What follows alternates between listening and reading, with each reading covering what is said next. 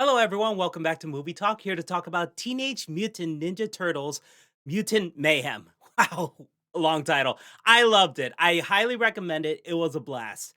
I gotta talk about the visuals first. Visually, this movie was beautiful. It was colorful. It was dirty. It was filthy, and I loved it. I loved the fact that this movie not only looks like it was drawn by a child that is drawing a comic book for the first time, but it also has like the aesthetic of like a 1980s indie movie. Like a low budget indie movie. So I love that. I really do. It does remind me a lot of the 1987 Teenage Mutant Ninja Turtles live action movie. So I'm happy about that. And I love the fact that, again, it's drawn like it looks like it was drawn by a child. So all the character designs, like the TMNT, Splinter, and the other mutants, they are drawn symmetrical. But the all the other characters, especially the humans, are drawn asymmetrically. Yeah, they have like eyes slanted a little bit, and their faces are going in opposite directions. They look like goblins.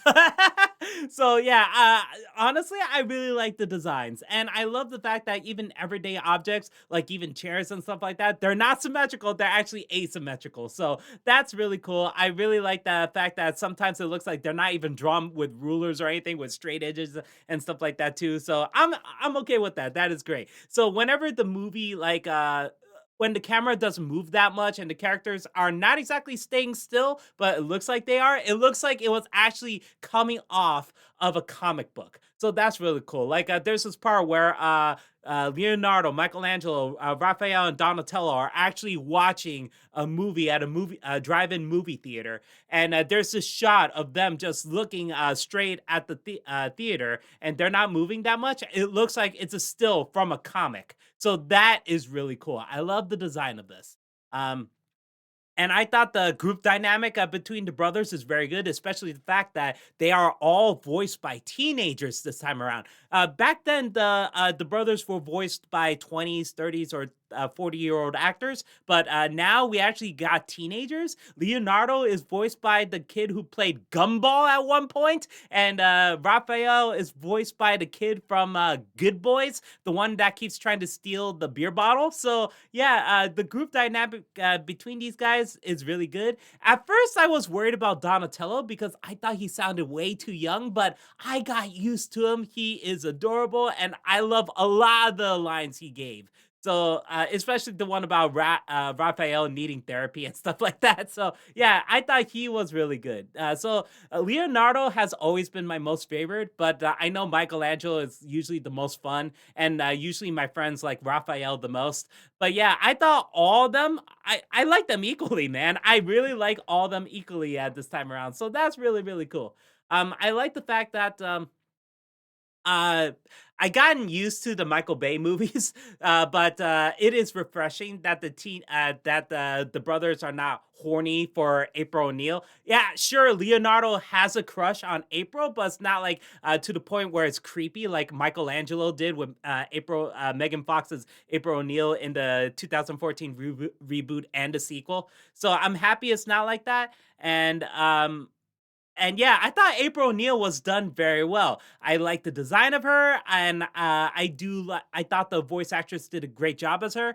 I will say though, even though it's not against the voice actress or against the movie, but I found it a little weird that she is not voiced by a teenager. She's actually voiced by someone in their late 20s.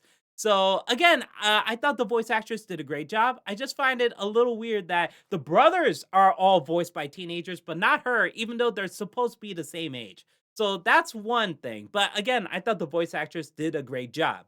Um, and I gotta say, my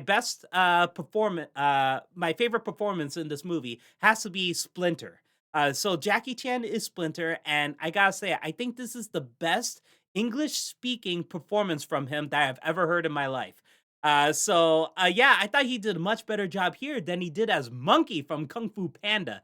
So wow, I was really impressed with him in this movie. And I like the design of Splinter. I like design of him in the flashback as well. And I like that when he gets in on the action, that he is a lot like Jackie Chan from the Jackie Chan live action movies.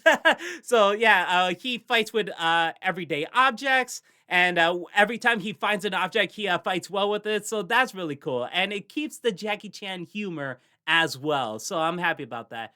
But yeah, he has a character. Splinter has a character arc in this movie, and I really loved it. And it got emotional at one point, and I love that too. So yeah, I thought the group dynamic with the brothers are good. I like Jackie Chan as Splinter, and the other mutants I thought were a lot of fun. They aren't given that much depth. Actually, I don't think they're shown until like the halfway point of the movie. So yeah, they're not given that much depth, but I thought they were a lot of fun. Paul Rudd as Mondo Gecko, I really loved him. We have Rose Byrne as the alligator. We have the woman from What We Do in the Shadows. I think that's the TV series. How We Hide in the Shadows, What We Do in the Shadows, something like that. I'm pretty sure I was wrong. But yeah, we have her voicing the Bat. We have Hannibal Buress voicing Genghis Frog, and there's this cockroach-looking thing called Bug Scrum, Scumbug, or something like that. And Post Malone is Ray Fillet. Yeah, he keeps singing his name. So we have him and Ice Cube as Superfly, and I thought he was fantastic. He is a great villain in this. And I love the design of Superfly too. I love the fact that again he is asymmetrical. Like one of his eyes is bigger than the other eye. His mouth is slanted at like this, and also he has one giant muscular hand claw and one tiny one, and he has like two little arms right here too. And he has yeah he I love the design of him, and yeah the I thought the mutants were done pretty well. Maya Rudolph plays Ultram. I never heard of this character before. I don't know if this character appeared in the cartoon series or other movies or something like that. But this is the first time I ever heard of her character, so I don't know if she is made specifically for this movie. But yeah, I never heard of this character before. I did watch the 1980s, 90s anime series. I did watch the live action movies with the TMNT and also the Secret of the Ooze and the Turtles Back in Time one. I think it's just called Teenage Mutant Ninja Turtles 3, but I prefer it's called Back in Time. And then we have the TMNT cartoon reboot that did not do well. And we also had the reboot with Michael Bay and the sequel Out of the Shadows.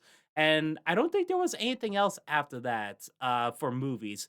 But yeah, I haven't seen any of the cartoon series in a while. I stopped watching the 2003 reboot. But I did watch Turtles All Forever, Turtles Forever, or something like that. It's the one where the 2003 Turtles meet up with the Turtles from the 80s animated series. It was a feature length film, but I don't think it was ever in theaters. I think it was only for like Fox Kids or something like that. So yeah, I did watch that. I really loved that. But after that, I just stopped watching it. So I don't know anything about Rise of the Teenage Mutant Ninja Turtles. I haven't seen the Nickelodeon CG reboot, so I haven't seen that. Um, but yeah, I never heard of Ultron before. I'm sorry. That's what I'm trying to get back to. Um, so yeah, and now I gotta talk about one confusing thing, which is Baxter Stockman.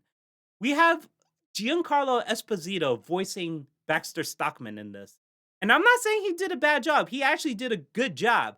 The problem is that Baxter Stockman is really not in this movie that much. He has a very short amount of screen time in this. So I'm wondering why would you hire Giancarlo Esposito voicing this guy if it's only for a few minutes, you know? So I thought you could have hired anybody, maybe someone who's trying to get their foot in the door, some unknown actor. But again, yeah, you hired Giancarlo Esposito and he's there for a couple minutes and gone. So that's why I'm a little bummed, It could have been anyone else, but yeah, just for this role. Because I thought Baxter Stockman would have like a humongous amount of screen time in this because we all know him from the animated series and stuff like that, even from the live action movie. So yeah, why is you have Giancarlo Esposito voicing him for a very short amount of screen time? I don't know. But yeah, that's the only confusing thing for me. Everything else I really liked. The voice acting I thought was great. The visuals are great. The action sequences are a lot of fun. When the brothers have to have their first fight, that was a lot of fun. It was chaotic. It was great, and everything was fluid. Everything was smooth. I loved it, and I love the Splinter kicking butt as well. And also, there's this one part where the brothers are taking down four enemy outposts at the not exactly at the same time, but it was edited like it was happening at the same time. So each brother takes the lead. So we have a Leo, Donatello, Michelangelo, and Raphael. Each one trying to take down the enemy boss at the same time. So then it does the quick edits too. Like Raphael was tackling some other people, trying to knock them down. Then it quickly cuts to Michelangelo doing the exact same thing. Then it cuts to Donatello doing the exact same thing. And then finally cuts to Leonardo doing the exact same thing. And then they have the Avengers 360 shot where they're doing all these cool poses and stuff like that and kicking butt.